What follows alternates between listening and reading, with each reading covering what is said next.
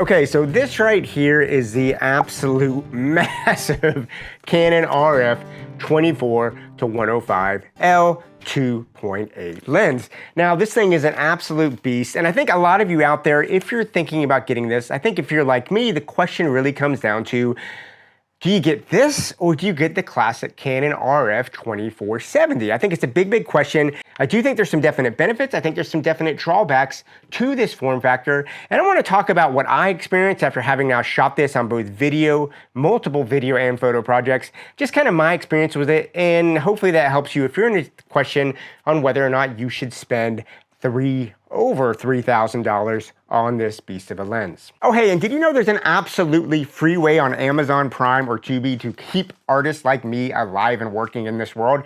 That's right, I shot and directed a movie called American Deadbolt. I would love for you to check it out. It's on Amazon Prime or Tubi, or you can rent it on Apple TV, but go ahead and check this out. It will cost you nothing, and it absolutely keeps independent artists like me alive and working in today's world. Now, I want to start off talking about the things about this lens that I really liked, on my first impressions about it, and really, the image quality of this was absolutely fantastic. It's what you'd expect from a premium piece of Canon glass. It reminded me so much here of my Canon 7200, which is my all-time favorite lens I've ever had. So having, these extra options here was a really nice component. I loved having the size of it. And the size of it didn't throw me off as far as photography and video size too much, just because I do so much shooting with my 7200. That being said though, the size is still an issue. I'm going to talk about that in a minute. Another thing I really loved about it is the fact that it has this manual aperture ring that is D-click. So if I click this off here, I can now go and manually dial in there my aperture. This is absolutely amazing for video. You can put a focus puller on there and get it. Really makes it a very powerful video lens. I really totally dug that component. There's also one other thing about this that I liked is when you have a big lens like this, you are going to have a collar on it like this one does right here. And usually you're going to put a plate or something on there. And because this lens is so big, you'll usually slide the lens with the camera attached on a tripod or something like that. But sometimes you just want to get rid of this collar for various reasons. And what I liked about this, I really loved the design of this, because check this out. The way Canon's done this is you can click this, right? You can loosen that up and there's a button right here. And then it's like a quick release. I can pop that off and it's done. And now I have a much more streamlined lens. This is great for gimbal work. It's also great if you're doing photography, handheld photography, and you don't want to have this extra clunkiness when you're putting it in bags and stuff. And when you're done, you can literally take it and check it out. It just slips right back in. Boom, it's good to go. Really cool design, Canon. Love that. I know it's a small thing, but on this collar, I do think it's worth mentioning that they have multiple input points here. Thank you, that is great. That means if you have a tripod mount or something on there, you can basically take your plate and now there's 2 points of contact, which will keep it from shifting over time. Very well designed. So all things considered, using this in photography and using this for video, I did think the image quality was astounding and I was really happy about it. There's one other aspect of this that I do think is 100% worth mentioning if you are debating getting this versus the 24-70. And that is the fact that this is a 24-105, not a 24-70.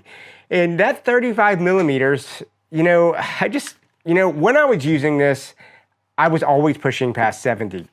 Always. I found myself always shooting at that 105 or the 85. And I loved having a kind of walk around versatile lens like this that I could stretch at least in 85 and get that aspect. I thought it was really useful. I love that component of this lens. Now, all that being said, while there are so many things about this lens that I really like, there are some drawbacks to it that I think could keep me from actually purchasing this. And a lot of these are, I'm just going to say this right off, these are largely subjective. So take that. These are my personal subjective components. So take that with a grain of salt, but some of these may apply to a lot of you out there as well. And I'm going to bring up the size again. Now, the size for this is not a problem as far as comfort of shooting. Like I said, I shoot with my 7200 all the time. I have no problem going all day with a lens this big. I don't necessarily think that's a knock against it. Where it is a knock is this size, if you take it in addition to a 7200, man, that starts taking up an awful lot of space in your bags. And just from a purely subjective standpoint, while I love having a just good workhorse lens of the 24-70, I've always felt that my 70-200 is a magic kind of sauce type lens. So for me, this just isn't worth the amount of bag space you have to have in your bag when you have it versus the 70-200. I'd rather have the bag space take one big lens and then take another compact lens that gets this focal length. While I love having a 24-105 range, honestly, I still, if I want something just to look super special on a full frame lens, man, a lot of times I'll just go with that 24 to, or the 70-200, or even my 16-35. I feel adds a little bit of interest. I just always feel like a 24-105, it's just sort of a pedestrian type lens. And while it is absolutely something you need on some shoots, no doubt, I don't know. It's just not worth the amount of space that it takes in my bag. The other area where I think the space really comes into is going to be if you are shooting a lot of gimbal stuff.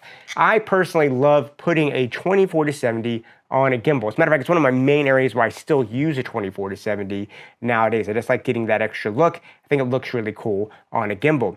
What I found with this one right here is I could balance this on a DJI RS4 Pro with no problem. It was heavy, I just need a little counterweight. But where I found a real basically inability to use this was when I had my regular DJI RS4. So if you have a smaller gimbal, this is just gonna be way too big. It's just not going to balance on those gimbals. And where this does play in is I find myself nowadays, especially in today's world, as competitive it is, I am traveling for work a lot more. So having a lens that I can take with me and put on a small travel gimbal, like I would consider the DJI RS4, not the Pro, that's a real limiting factor, because that means that if I want to take this on a trip with me, I have to take my full-size gimbal. I can't take the smaller run-and-gun gimbal, and that really starts limiting, because already my suitcases are already so jammed and packed forward. That's just a problem. And that's really where I would point out what I think the biggest limitation of this lens is the fact that if you are someone that travels a lot for work, or you find yourself, your bags are kind of, maxed out, this just sort of doesn't make a lot of sense. I think the 24-70, it's more compact, it doesn't. Now, I know the 24-70 doesn't have an internal zoom, which is a really nice component of this, but it's just more practical having something you can pack in your luggage, put on smaller gimbals, and go. The other area where I found the size to be very limiting was if you are someone like me that gets hired to do a lot of event photography and stuff like that. And I found that, with a full frame camera, like I have on my R5 Mark III, this 70-200 is going to be the thing that I still get most of my photography. It's just the magic sauce. I love the stretch of it. But I find combining these two things, plus the camera, plus the 16-35, that just became too much for me to carry. It was awkward, it was clunky. I just needed a more compact lens to carry with me. So as a photographer, especially someone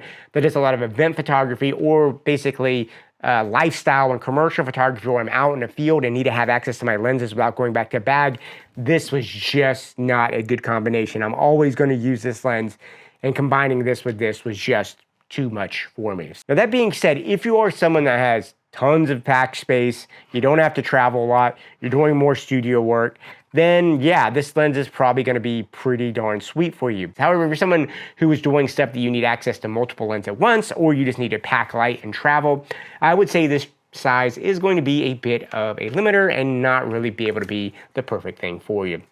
Anyway, it's a great lens. I don't want to say anything bad about it, but the size is a massive component, and it is something for you to consider.